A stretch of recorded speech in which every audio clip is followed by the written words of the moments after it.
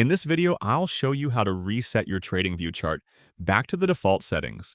Sometimes after adding multiple indicators, drawing tools, or templates, your chart can start to look messy. If you want to clear everything and return to a clean default chart, here's how you can do it. First, open up your chart in TradingView. You'll probably see several indicators or drawings applied. To reset this, go to the Chart Settings icon at the top. From there, click on Template and select Apply Defaults. This will restore your chart layout back to the standard TradingView style. Next, you'll want to remove any indicators that are still showing. To do this, click the Remove Objects icon. This will give you options, and you can select Remove Indicators. Once you click that, all of the indicators will disappear, leaving you with a clean chart. And that's it.